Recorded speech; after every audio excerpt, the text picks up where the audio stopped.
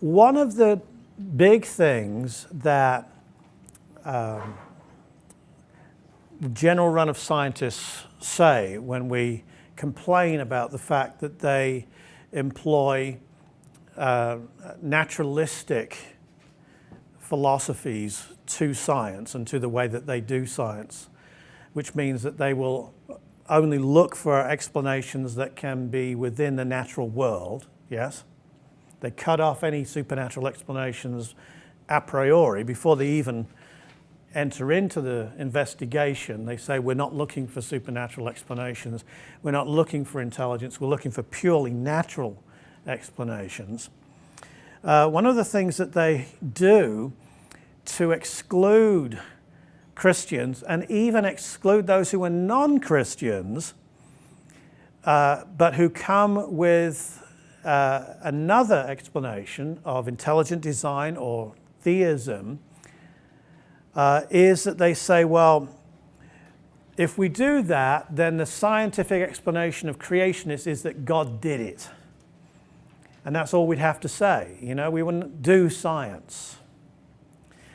And of course, that is a caricature and a twisting, corruption of the way that it really is. It's a lampooning of the Christian position. It's not at all true.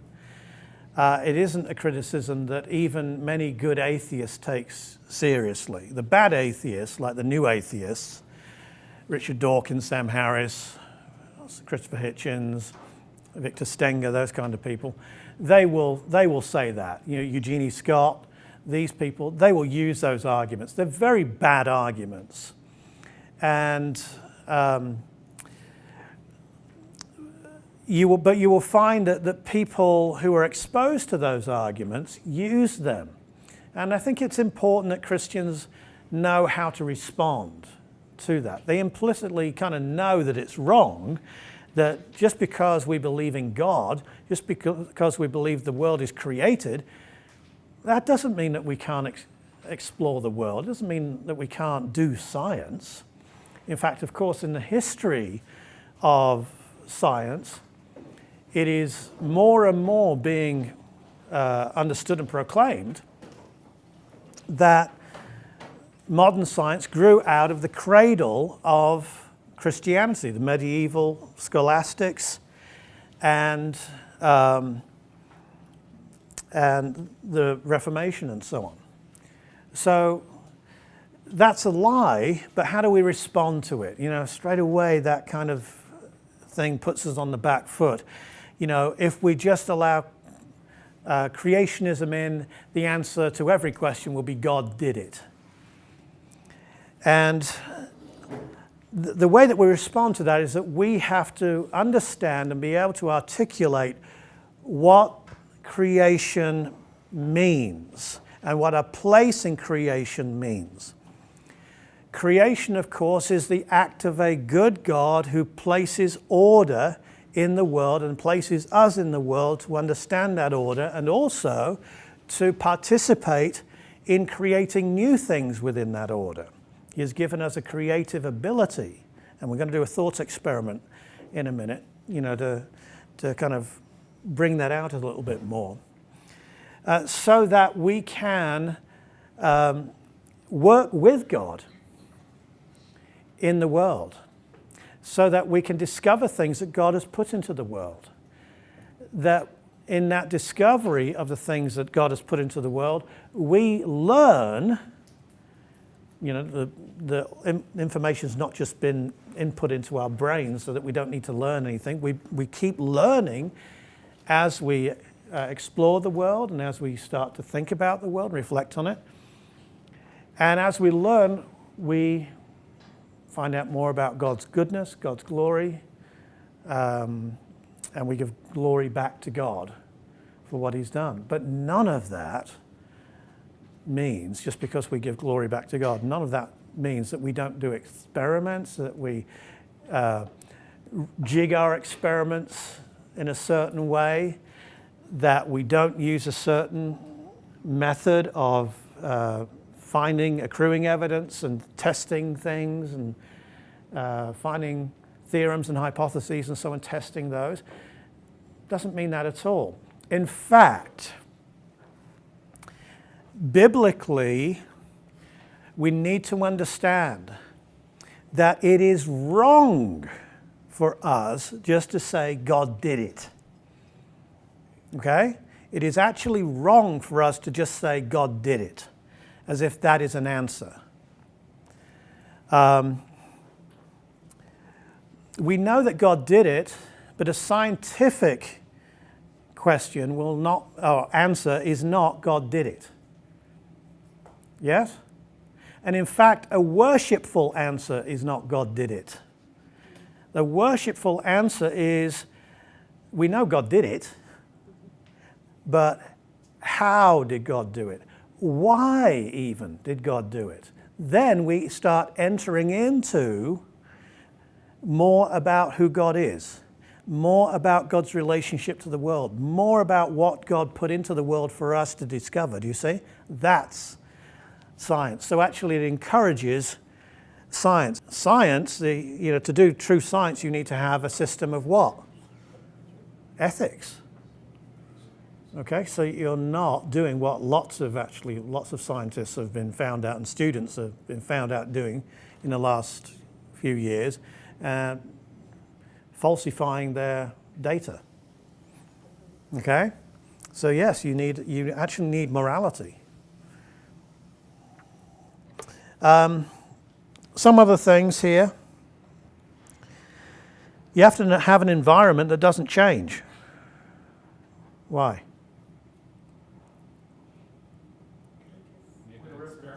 You couldn't experiment if, yes, exactly. Yeah. You have to, if we say this involves intelligence and reason, let's throw into there the ability to intend to do something, to calculate, to use numbers and logic, to reflect and meditate, to build, to construct out there. Okay, there's a big difference between conceiving it here, putting it down on paper, and actually building it out there. To communicate, you need language. Yes, in fact, language is really key. Without language, you wouldn't be able to reason. Moral norms. You'd also have to have what's called a realist relation to the world. And all I mean by that is that you would have to believe that when you were looking at the world, I mean, you could have, as we've said before, you can have things like mirages and so on. But generally speaking, your interaction with the world is interaction with the world as it really is. Okay? The brain is not reinterpreting things and presenting you with a different view of the world than is actually out there. Okay? But you're having direct contact with the world as it really is. Yes? All right. So what kind of a worldview might support that? Let's think of different worldviews that there are out there. And again, I've kind of already given you some of this, but give me a worldview. You're not allowed to give me the Christian one yet. So give me a worldview. Naturalism, because that's what we're going to be studying today. Naturalism. What does naturalism teach? Naturalism, materialism. What does that teach, basically? The what? Everything comes from matter. All there is matter in motion, okay? Matter and energy exchange all the time, okay? So in naturalism, the only components you have are matter and energy, or matter in motion, and the going through time, yes? Do you have, if it's all you have is matter and energy, do you have any purpose? No. So things are the way that they just turn out to be. They couldn't be any other way, okay? I mean, going along that strain. It's just matter going the way that it's going. So in that sense, everything is utterly determined. Do you see? Right? If it started off and went in a different direction, it would have been probably different, but it would have been determined in a different direction, but still utterly deterministic. All right? So you have matter in motion and everything is utterly deterministic. All there is the material world. There's no mind, there's no purpose behind it, because all there is nature. So how do you get your creature from that? How do you get these things? How do you get emotion? How do you get consciousness? How do you get a conscience? How do you get the ability to reason and intend and point and so on? How do you get a body that is built so that you actually can interact with the world in a way that you can do science? Because we got these things, okay, which really help us to interact with the world in the ways that other creatures can't. We have eyes in the front of our head, like this. What's that? Lots and lots of time. And bacteria. Time, bacteria, mutations. Yeah, but that's the answer, isn't it? Okay, that really is important that you see that. Is there? Can you think of anything else that might do it within that paradigm? Okay, so the fact that you end up with this stuff, okay, as well as by the way, all the multiplicity of other creatures, is down to what? Chance, isn't it? There's no purpose. It's down to chance. So that outlook, that worldview, which of course is evolutionary, yes?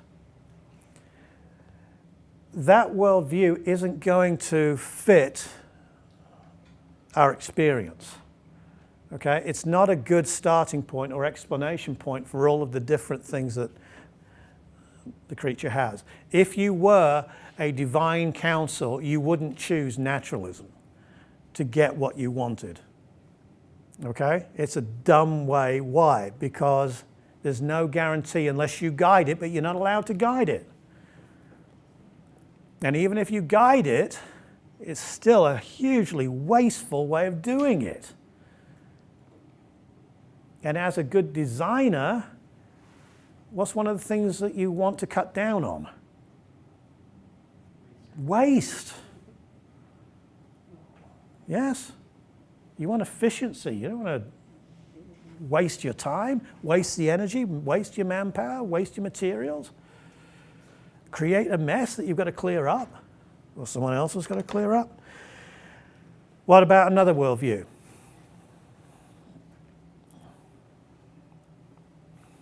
There's actually only a few, so.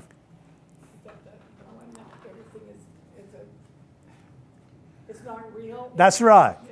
Yeah, it's not real, okay? But if it's not real, then how are you going to end up with this? What's that called? Okay.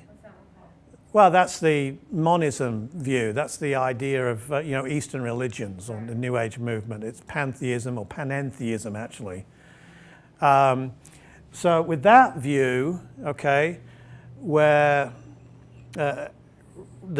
everything really is one, it just appears to be different. Okay, but the reality is not what we see. The reality is the oneness.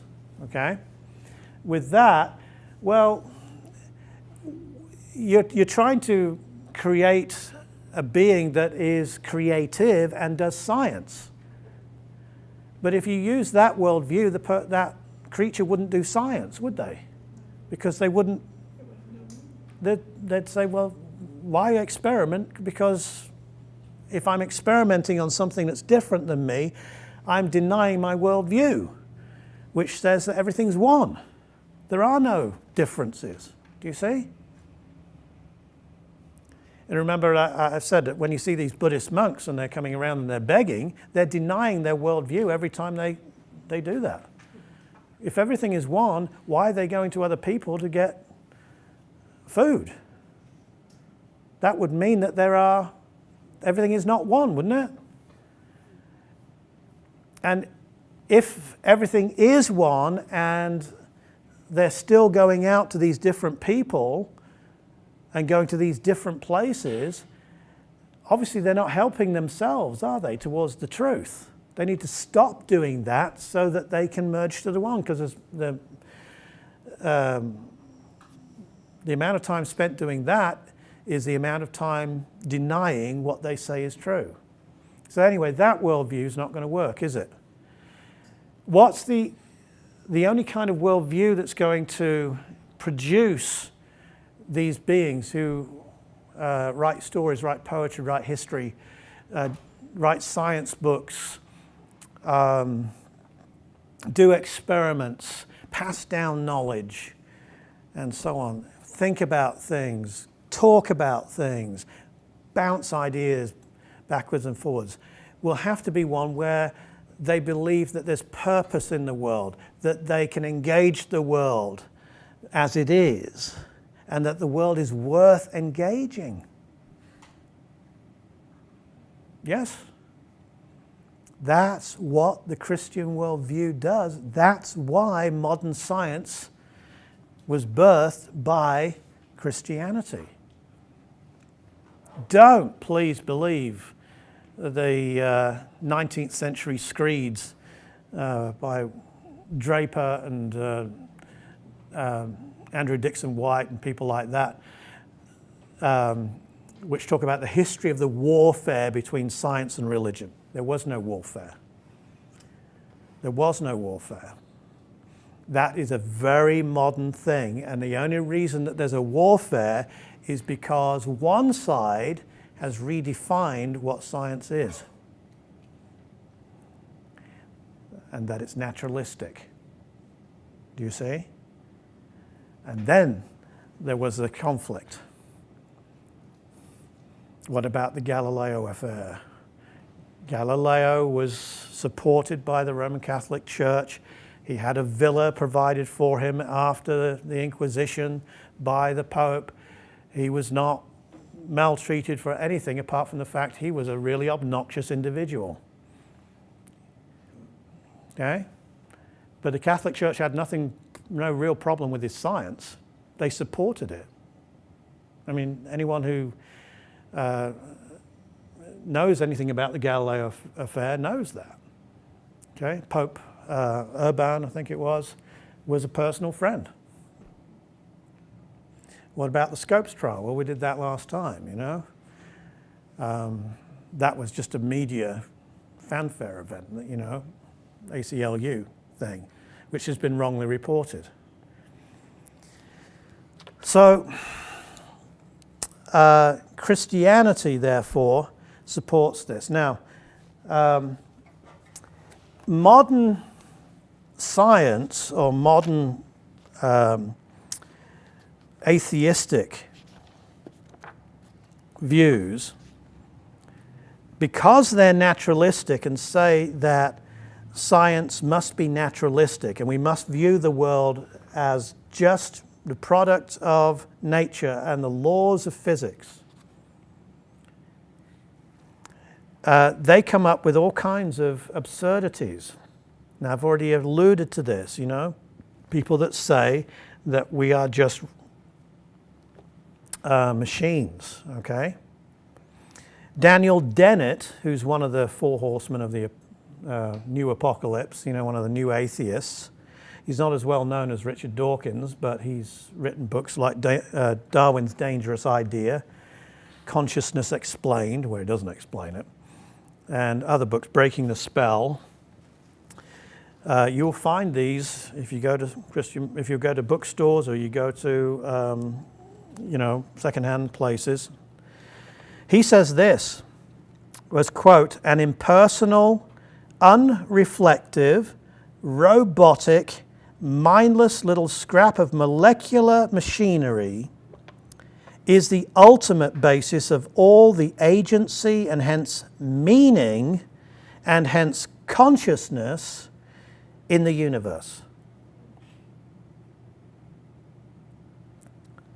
And impersonal, so no person, unreflective, no thought, robotic, mindless, no direction or pre-thought, little scrap of molecular machinery is the ultimate basis of all the agency, that is, anything that does anything, any function, and hence meaning, and hence consciousness, even consciousness in the universe.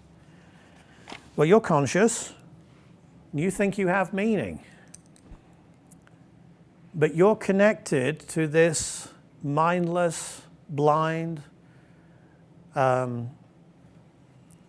scrap of machinery, and that's all that you are. You're just a more advanced robot. He really believes that. He really does. Well, he says he does. I mean, he teaches it to his university students. As many people in our universities are taught it. As many people in psychology classes, even sometimes in Christian colleges, are taught this.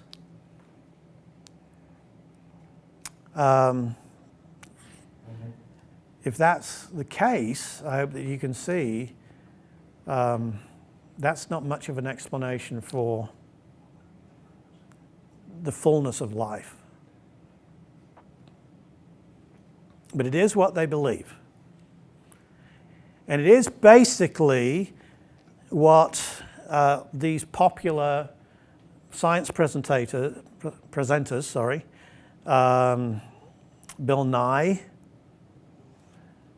the science guy, you know, and what's his name? Neil Tyson, the Nova presenter, the guy who did Cosmos. You know, Carl Sagan before him, but the new Cosmos. Neil deGrasse Tyson, his name is, yeah. He believes that. Or says he believes it. I mean, he says, we are space dust. That's one of the quotes from that thing. We are merely space dust. Space dust doesn't think. Space dust just aggregates and gets in clumps. Yeah? And by the way, it doesn't really do that very well. So,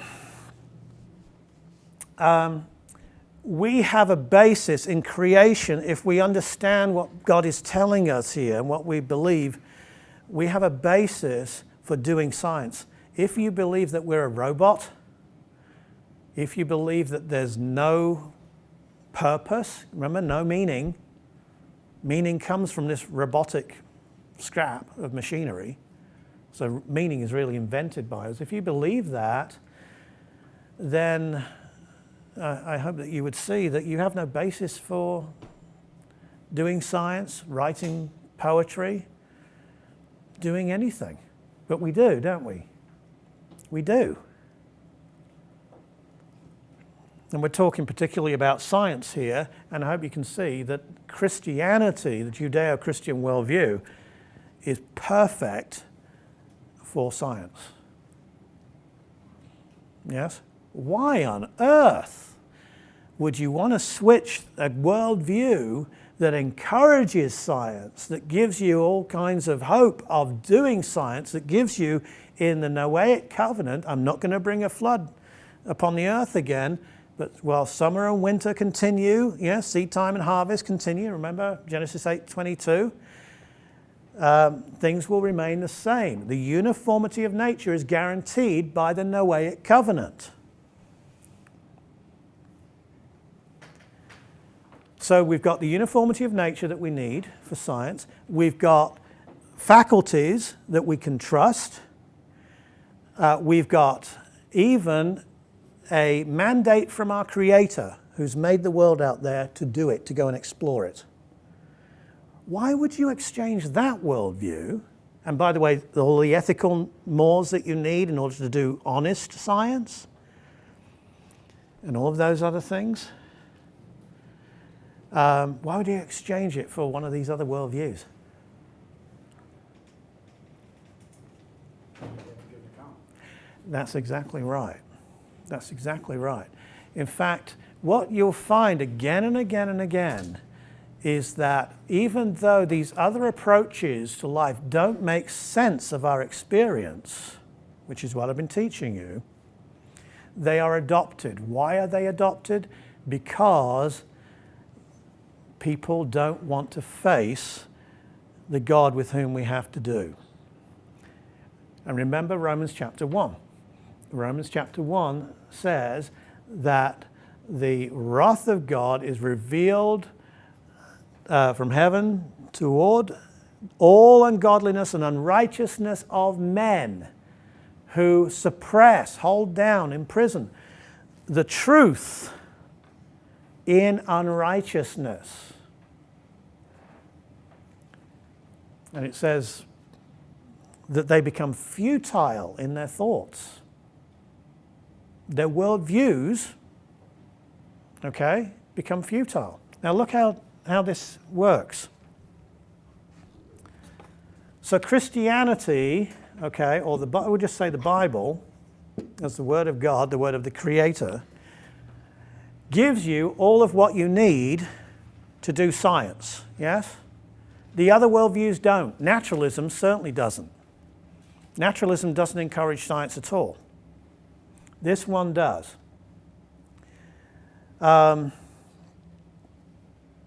So, if that's the case, and this even goes to the emotional aspect of men as well, why is it rejected?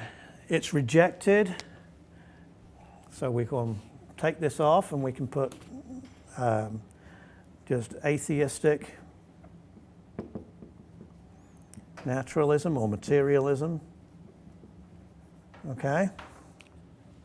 All there is matter in motion. It's replaced so that people don't have to face up with their Creator. But here's the problem.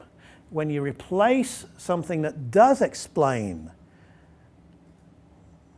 our abilities to do science, and our abilities to do anything else, by the way,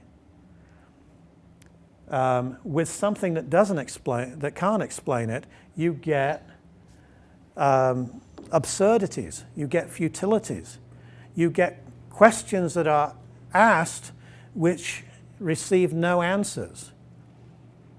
And so what do you do with questions that are asked that can't receive answers from these other worldviews? Like, you know, is there any purpose in life? Is there any purpose to my life? What am I here for? Why is the universe here? These are big questions. Where am I going? Okay.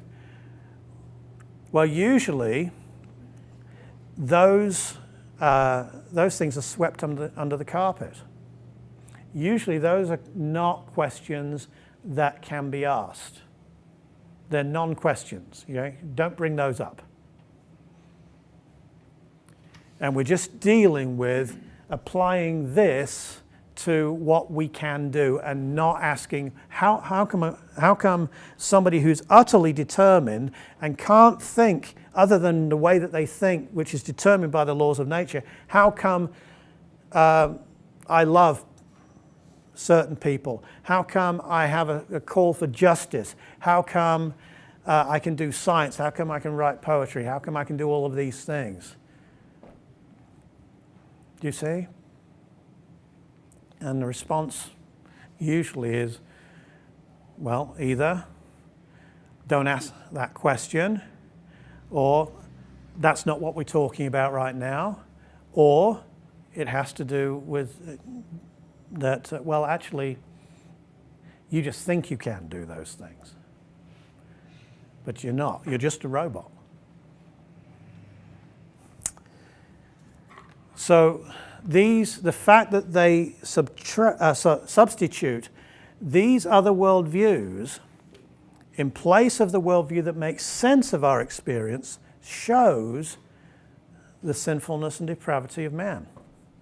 It is a proof of the truth of the Christian claim that people don't actually believe it. Because one of the central truths of the Christian claim is that we are rebels toward God. We're sinners. We want to go away from God. We want to be independent of God. You can't be independent of God if you embrace the view that God is our creator and we're answerable to him. Okay, so let's move on a bit from that. And I took a little bit longer because we've got a couple of new people here, so I took a little bit longer than I would have done otherwise. Isn't that a bit of self-stultification on their part?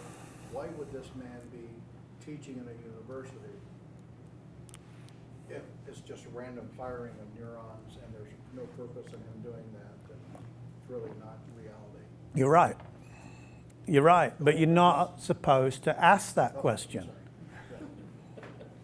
That's what I just said. You're not supposed to ask that question because we're doing it. Do you see? If you ask those kinds of questions, you very quickly become a pariah in modern education. Very quickly. You're supposed to just sign up to the prevailing worldview. All knowing, whether it's knowing how to cook, whether it's knowing how to get home or drive a car in order to get home, or learning a particular subject, or do science, all has this from-to integration to find out things. Now, this is very important for a number of reasons, but because we're talking about science particularly here, I want you to note this reason, that scientific knowledge is not any different than any other sphere of knowledge. Okay? It's not different. This idea, and so I'm going to shove this on now because I want to wear it. So this idea, I want to wear that, but I'm not going to.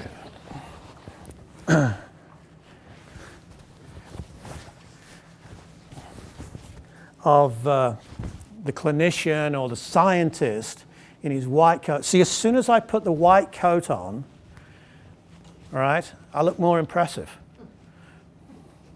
I mean, I look as though I know what I'm talking about. Everything I say is true. Now, especially if I put this on, now I really know what I'm talking about. Do you see? There's this mystique that arises because of what this signifies in our culture. All right? It's the loafers that tie it all together. Yeah, thank you. So,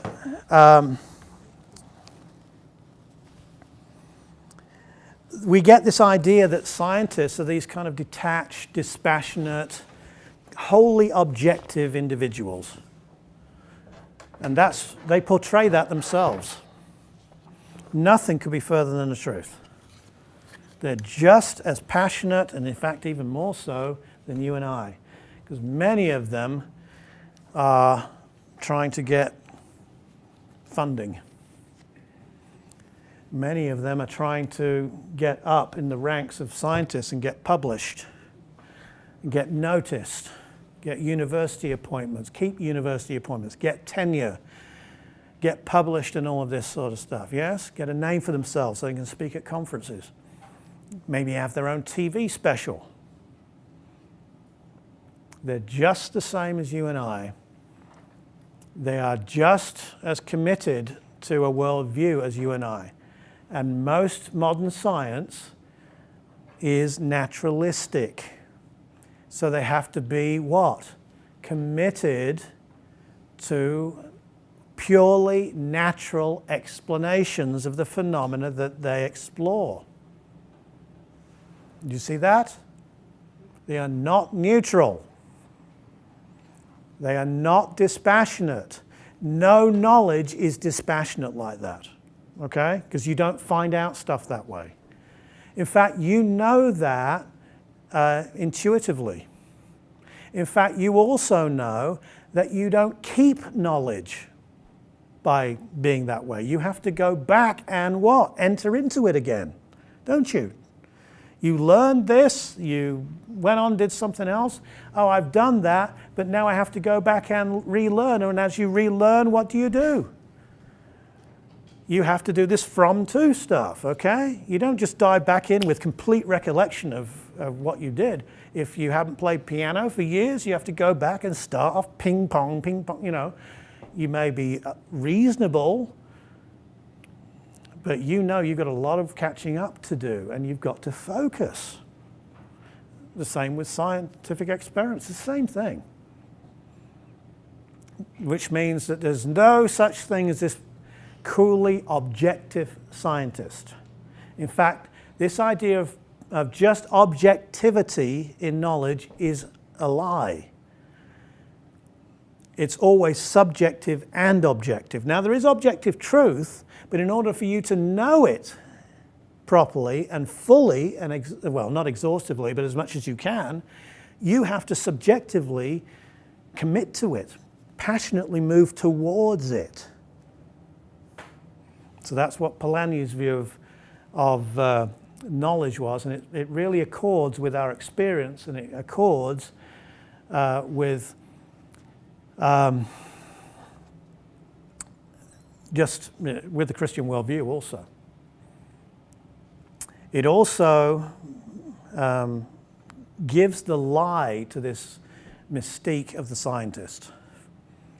You know, science is speaking, everybody else shut up. No. You can tell me, if you're a scientist, you can tell me about your particular speciality in science, okay? But if you start telling me about philosophical issues, if you start telling me that science has to just use naturalistic presuppositions, I don't have to listen to you to 5 seconds, because you don't know what you're talking about, whether you're wearing a white coat or not. And don't you trust anyone who has that view, okay? Or trust scientists who come out with that bluster. It's rubbish, utter rubbish. And I'm going to start to prove it here. So Philip Johnson, some of you know about Philip Johnson. He wrote the book Darwin on Trial. Some of you may know that. Started the intelligent design movement. This is, I think, the second book, Objections Sustained. This is some letters that he wrote and so on, some essays. It's a very good book. And I don't have, he was a Berkeley law professor, by the way. I'm not going to go into his stuff, but I am going to read from an essay where he quotes one of the leading evolutionists and biologists of the last kind of 50 years, Harvard professor Richard Lewontin, about his view of science and why they do science, okay? And some of you may even have known this quote because it's a famous quote. It was in the New York Review of Books some years ago. Lewontin said this: "We take the side of science in spite of the patent absurdity of some of its constructs, in spite of its failure to fulfill many of its extravagant promises of health and life, in spite of the tolerance of the scientific community for unsubstantiated just-so stories, because we have a prior commitment, a commitment to materialism." Does he sound objective to you? It is not that the methods and institutions of science somehow compel us to accept a material explanation for the phenomenal world, but on the contrary, we are forced by our a priori adherence to material causes to create an apparatus of investigation and a set of concepts that produce material explanations. No matter how counterintuitive, no matter how mystifying to the uninitiated, moreover, that materialism is absolute, for we cannot allow a divine foot in the door. And Johnson's says here, that paragraph is the most insightful statement of what is at issue in the creation-evolution controversy that I have ever read from a senior figure in the scientific establishment. It explains neatly how the theory of evolution can seem so certain to scientific insiders and college professors and teachers, and so shaky to outsiders. For scientific materialists, the materialism comes first. The science comes thereafter. We might therefore more accurately term them materialists employing science. Do you see that?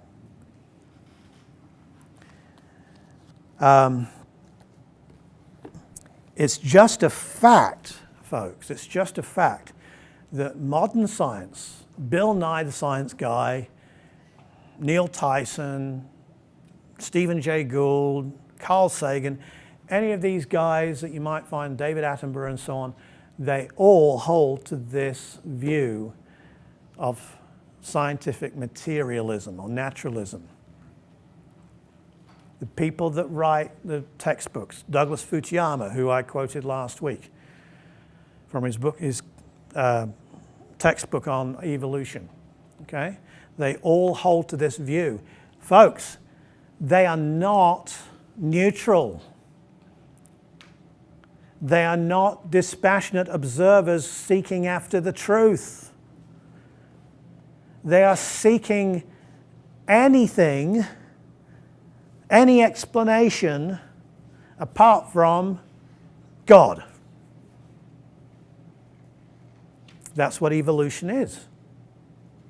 That's what naturalism is. That's why these scientists will point to intelligent design theorists and creationists who have got PhDs from, very well accredited schools, the same schools that they've got their PhDs from, and say they're not scientists. They're not doing science. Do you remember what I told you about Thomas Kuhn? I said that Thomas Kuhn, he wrote this book, The Structure of Scientific Revolutions, and in that book he said that scientists, they enter into a culture and they enter into the study of certain programs and they accept certain assumptions and presuppositions and they all work within that community, okay? And the things that they work on, the things that they test, the things that they allow as assumptions, as scientific and not scientific, are all governed by that culture. And then as that culture is sticking to a particular outlook, let's say the Newtonian view of gravity and the world and so on, the universe, and all these questions keep coming up, all these anomalies start coming up as they're doing their experiments and thinking about things and thinking, well, that doesn't really work there, but let's not just ignore that, okay? We'll find out about it down the road. And eventually all these questions become more and more weighty as more evidence accrues to contradict the reigning, what he calls the reigning paradigm in science. And then someone comes up with, and usually they've done it before, but they come up with another explanation that better fits these facts and answers all of these anomalies, like Einsteinian relativity. And then there's a paradigm shift and everybody jumps onto that ship. And then the textbooks are rewritten, do you see? So that the history of science seems to be this nice, progress towards knowledge, when as a matter of fact it's this, you see? At the moment, evolution and naturalism is the reigning paradigm. And so what happens is that those in that paradigm, those who are committed to that, they will only admit into science and into their journals and into their universities and so on, those that hold that view. Anyone that questions that and says, hold on a minute, the emperor doesn't have any clothes, is not a scientist. Because we're the scientists, and this is what scientists do. Do you see? And evolution, as we will see, and we'll see a little bit more next week, evolution has all of these problems that are starting to make it look really bad.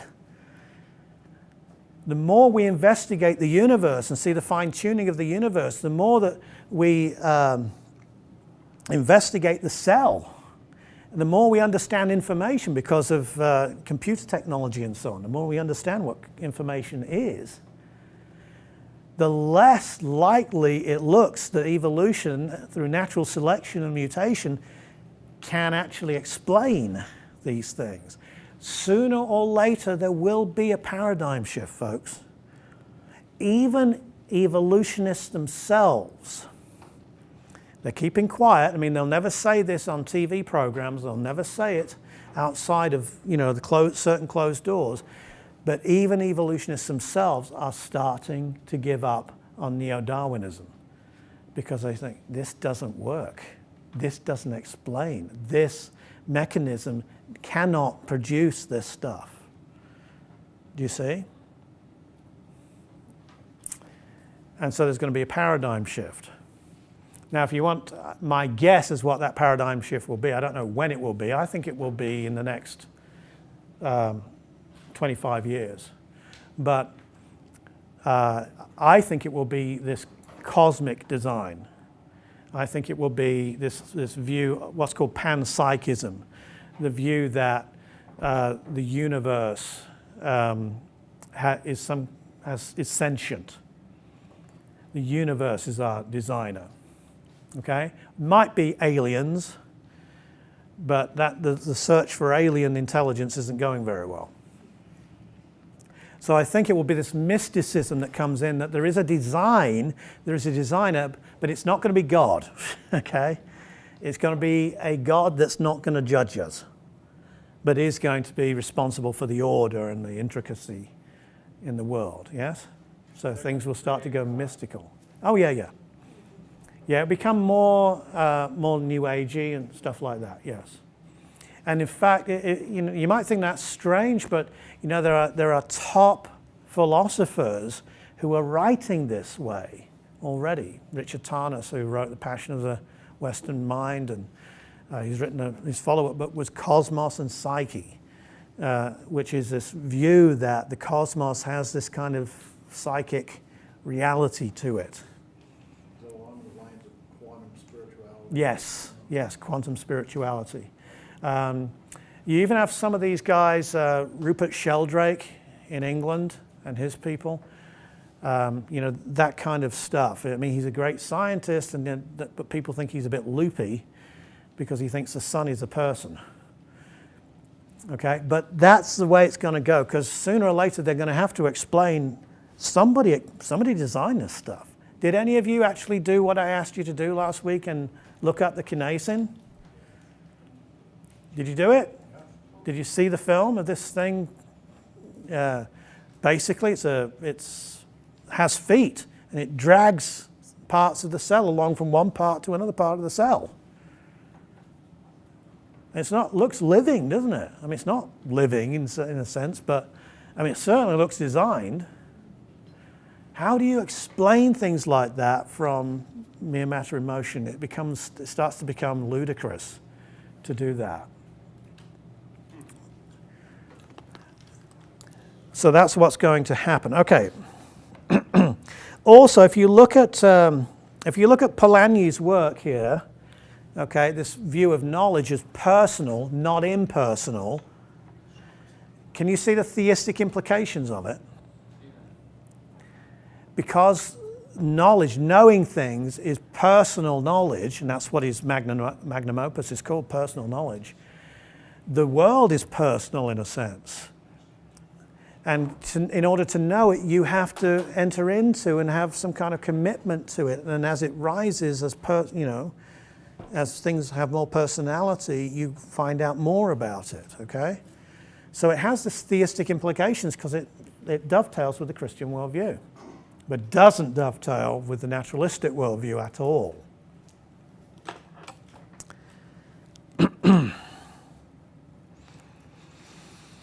So,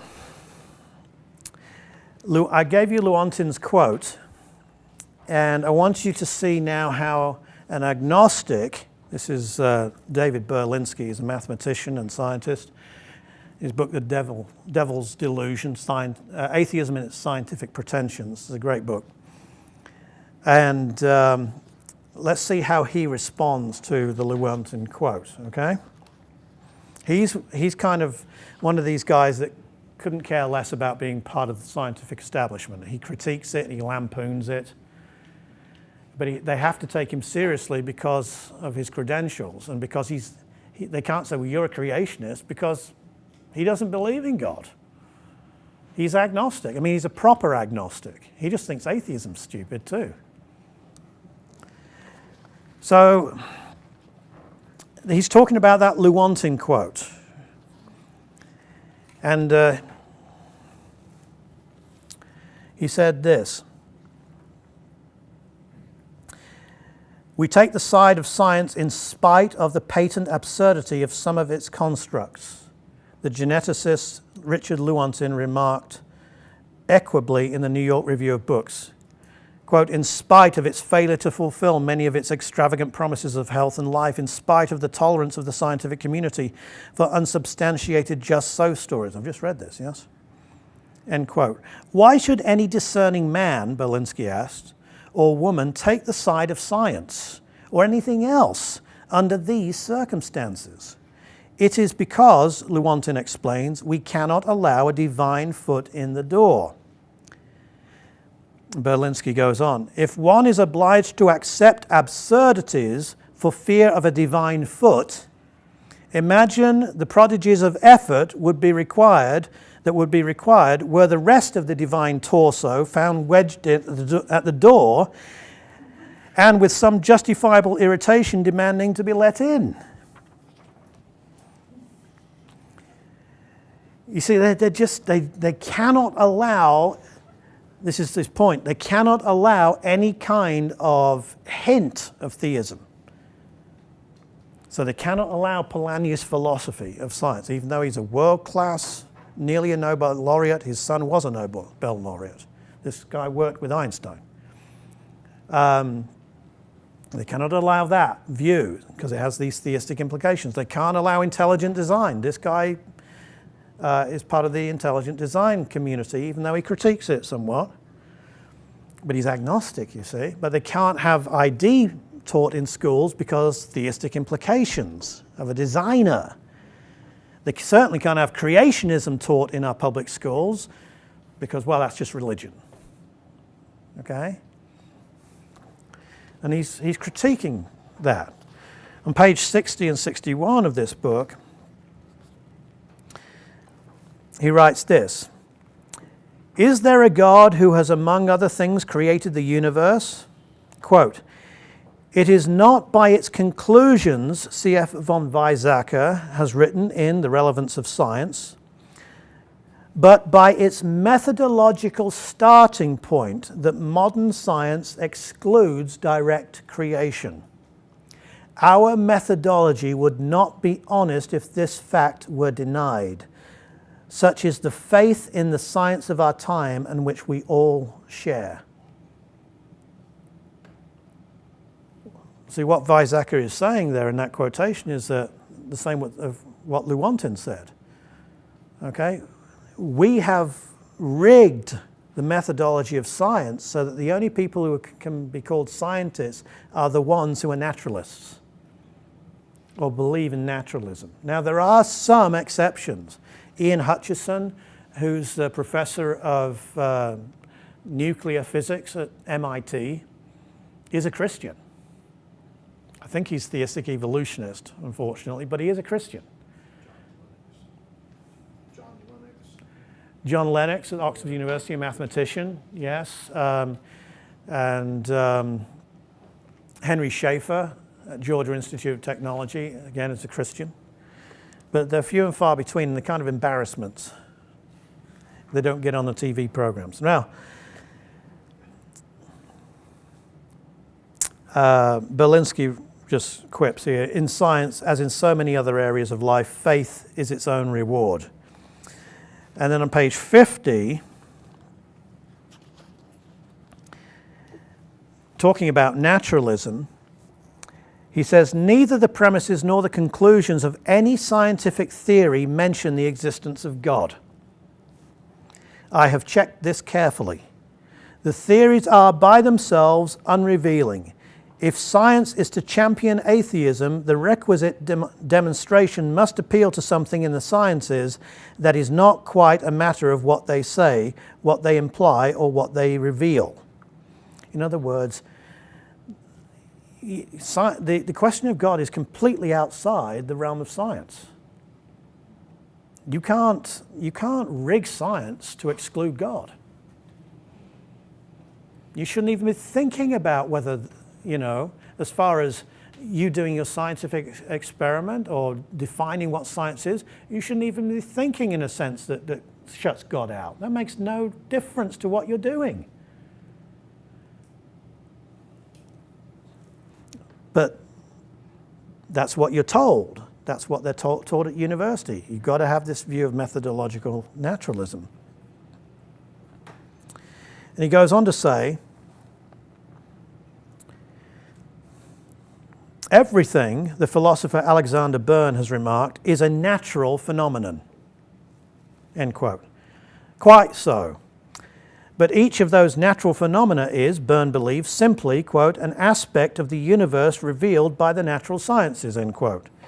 If what is natural has been defined in terms of what the natural sciences reveal, no progress in thought has been recorded. If not, what reason is there to conclude that everything is an aspect of the universe revealed by the natural sciences? There is no reason at all.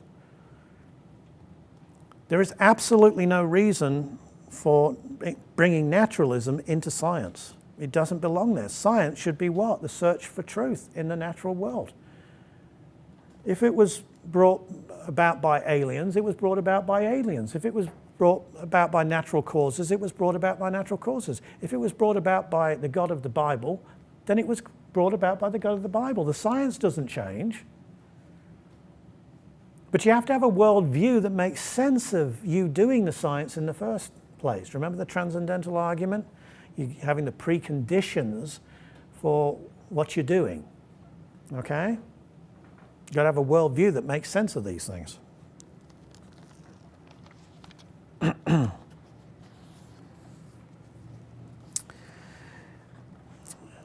Later on, he talks about, on page 95, Oxford's Peter Atkins has attempted to address an issue.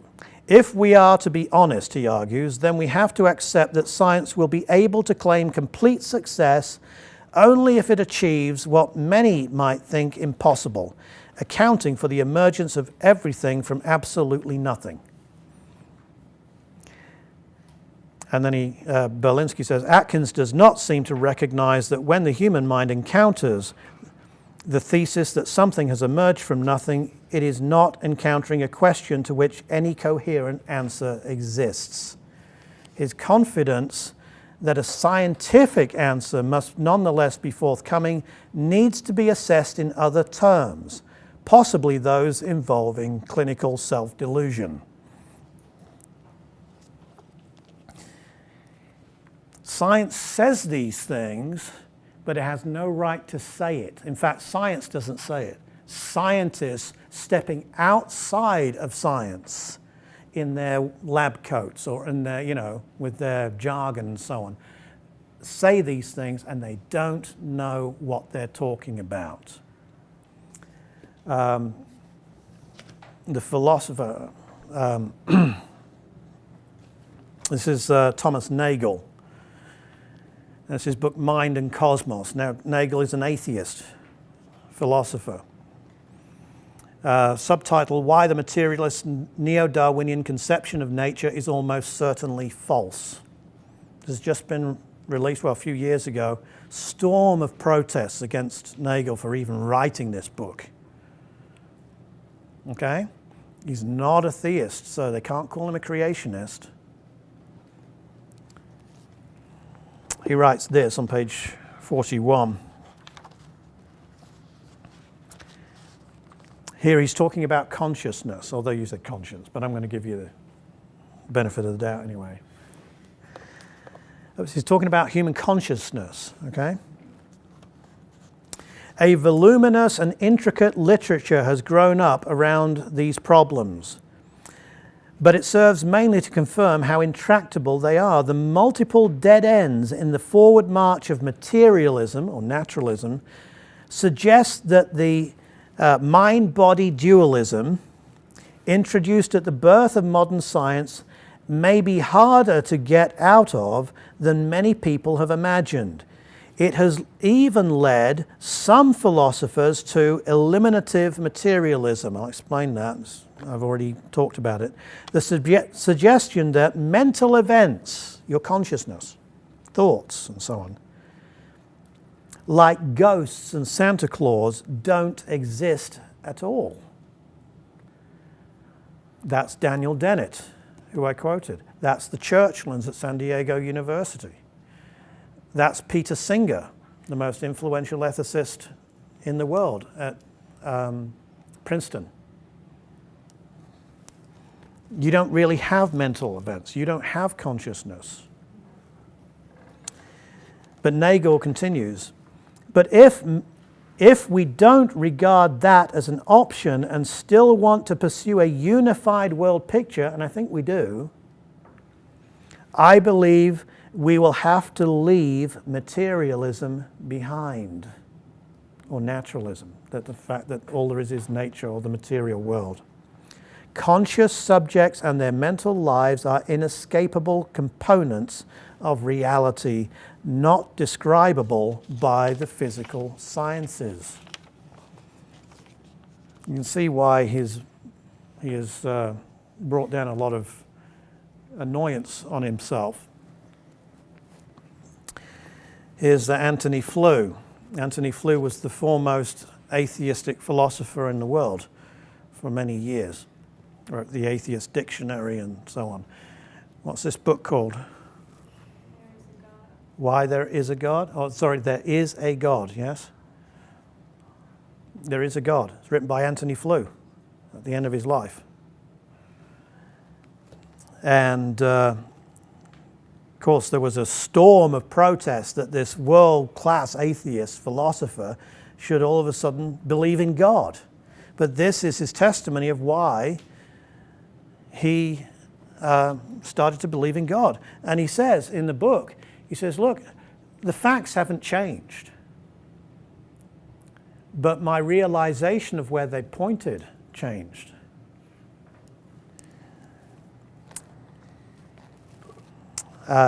He says here, and I'll just read you a little bit.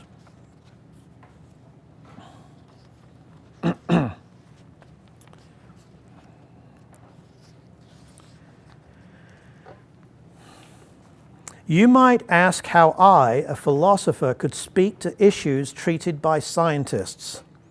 The best way to answer this is with another question. Are we engaging in science or philosophy here? When you study the interaction of two physical bodies, for instance, two subatomic particles, you are engaged in science. When you ask how it is that those subatomic particles or anything physical could exist and why, you are engaged in philosophy, not science. When you draw philosophical conclusions from scientific data, then you are thinking as a philosopher, not a scientist. That's what PhD is, philosophy. Yes. And he says this on page 41. He says, a person can be persuaded by an abominable argument and remain unconvinced by one that ought to be accepted. Why? Well, I've tried to explain to you why, at least in the realm of science. if you have cordoned off by your definition what science is and is not by a philosophy, not by science, the science doesn't require it, but you've introduced a philosophical metaphysic called naturalism. All that there is the natural world, matter in motion. If you've done that, that's a really abominable argument. And as with our thought experiment, remember, naturalism doesn't provide you with all of the things that you need to be a creative and scientific person, and yet they hold to it. You can hold to a bad argument and be completely unconvinced by one that you ought to accept. In this class, what is the one you ought to accept? Sorry? Biblical Christianity, the biblical worldview. I've been teaching here in these classes that unless you accept the biblical worldview, you are not, you cannot make sense of anything. You say, well, lots of people make sense of stuff without accepting the biblical worldview. Not within their worldview, they don't. The only way that they make sense of the world is by doing what? Stealing from the biblical worldview. That's right. Stealing from the biblical worldview. And then claiming that they are, working within their own worldview.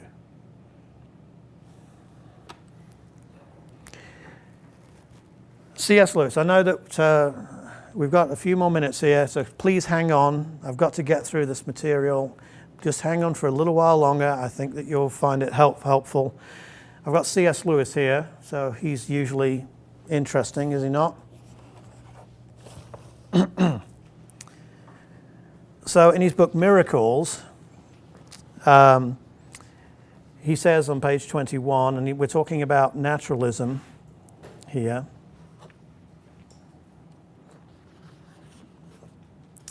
And he says this, a theory which explained everything else in the whole universe, but which made it impossible to believe that our thinking was valid, would be utterly out of court. Now, what did Daniel Dennett say? Daniel Dennett said, remember, that we come from impersonal, robotic specks of machinery. Purposeless, mindless. Yes? He believes that your mind, your consciousness, in fact, he doesn't believe you have consciousness. It's just a trick played on you by your neurons. You think that you are a person. You think that you are an individual. You think that you have chosen to believe these things that you believe. You think that you've chosen the life that you've chosen. But you haven't. It's just your DNA driving you. It's utterly deterministic. It's the laws of physics. That's all it is. And Lewis is saying here that such a theory would make it impossible to believe that our thinking was valid. For that theory would itself have been reached by thinking. And if thinking is not valid, that theory would, of course, be itself demolished. It would have destroyed its own credentials. It would be an argument which proved that no argument was sound. A proof that there are no such things as proofs is nonsense. Thus, a strict materialism refutes itself for the reason given long ago by Professor Haldane, quote, if my mental processes are determined wholly by the motions of atoms in my brain, I have no reason to suppose that my beliefs are true. And hence I have no reason for supposing my brain to be composed of atoms. In his God in the Dock, Lewis also tackles this, and he has this to say. Again, just stick with me here just for a little bit, if you can.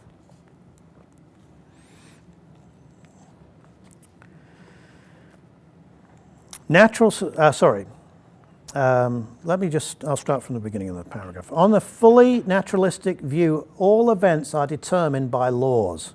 Okay, the laws of physics, the laws of chemistry, and so on. These are what? Impersonal laws, aren't they? Our logical behavior, in other words, our thoughts, and our ethical behavior, including our ideals, as well as our acts of will, are governed by biochemical laws. These, in turn, by physical laws, which are themselves actuarial statements about the lawless movements of matter. These units never intended to produce the regular universe we see. That is, there was no purpose. The law of averages has produced it out of the collision of these random variations in movement. The physical universe never intended to produce organisms. The relevant chemicals on Earth and the sun's heat, thus juxtaposed, gave rise to this disquieting disease of matter, organization. Natural selection, operating on the minute differences between one organism and another, blundered into that sort of phosphorescence or mirage which we call consciousness.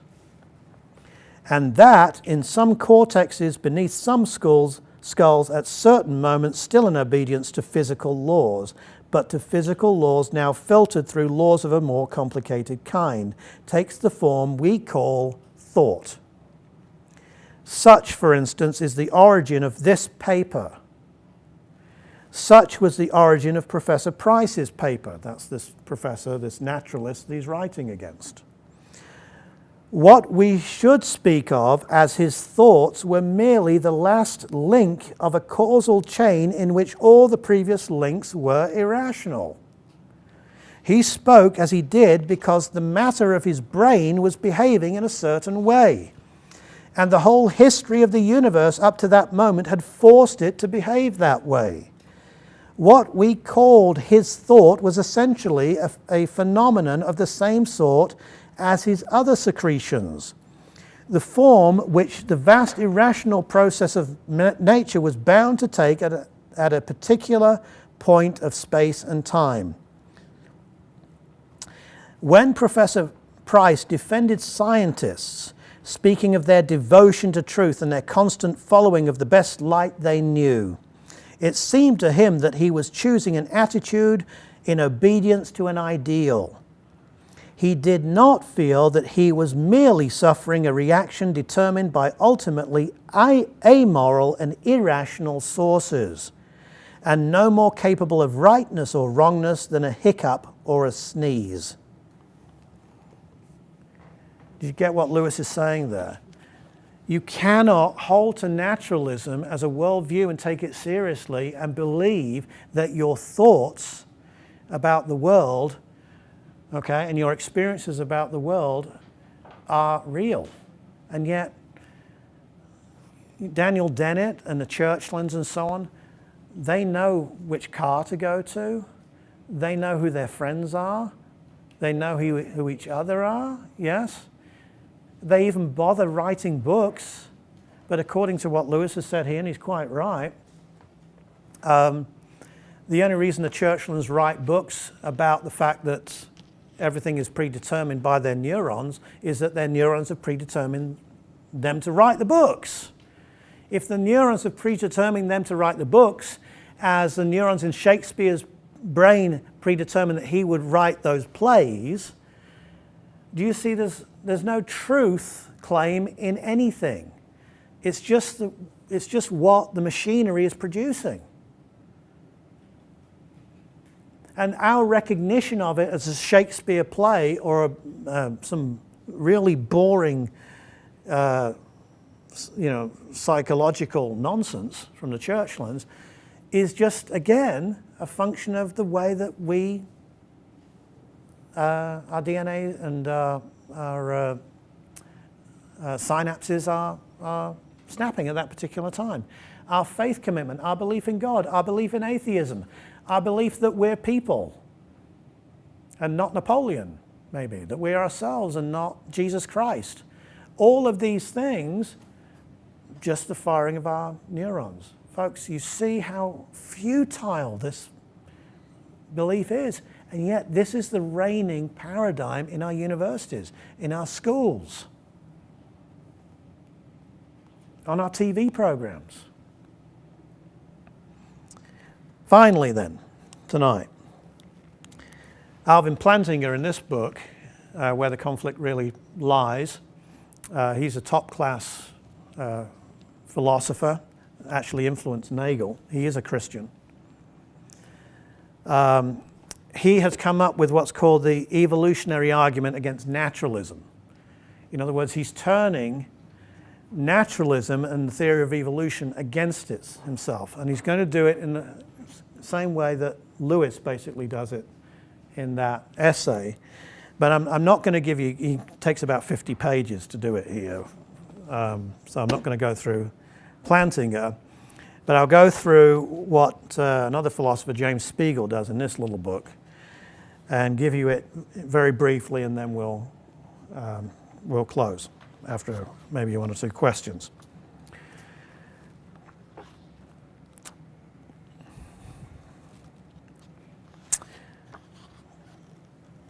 So Spiegel begins by saying this: on the biblical view of atheism, rejection of God deadens the mind when it comes to theological and moral truths.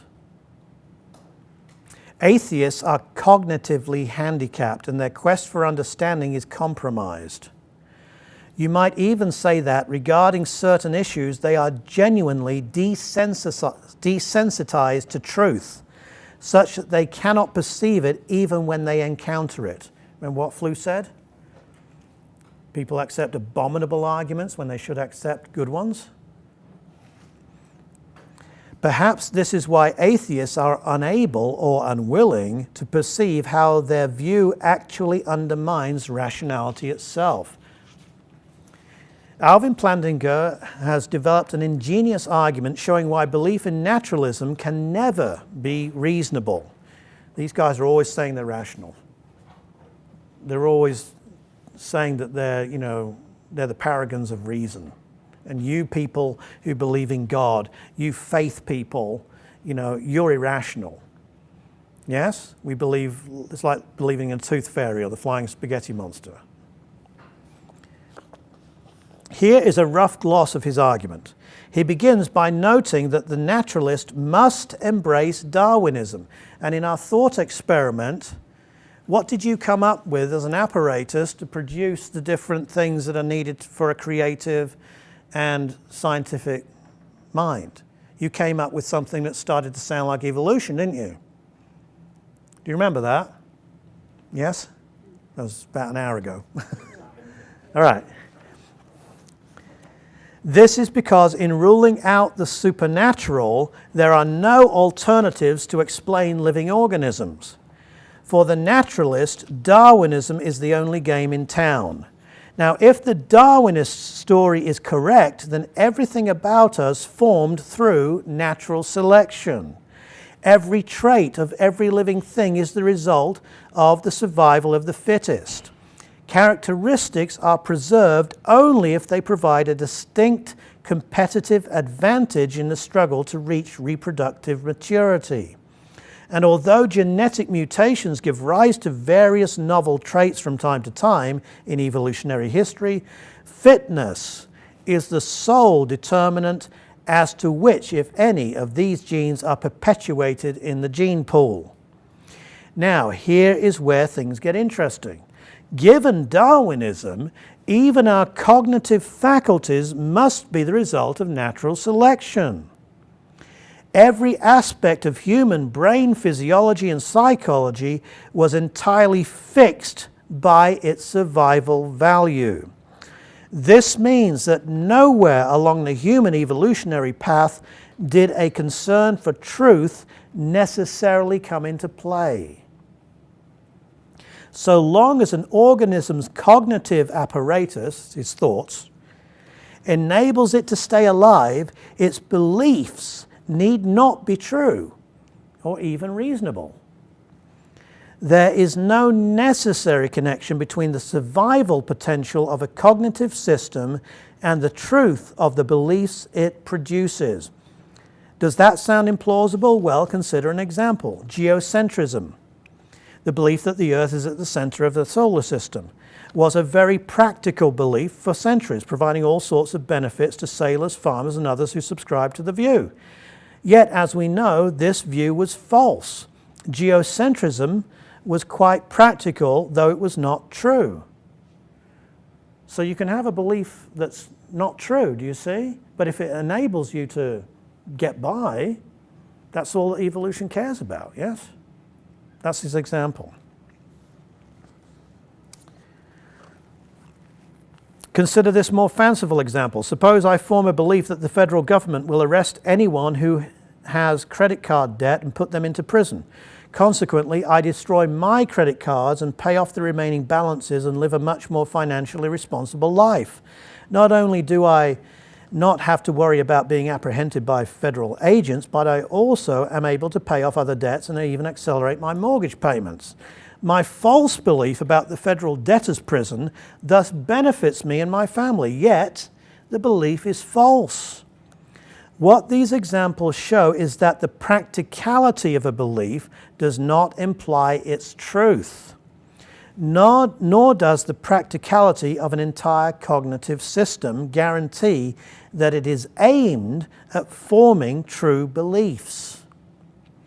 This means that if naturalism is true, then we have no reason to be confident that any of our beliefs are actually true.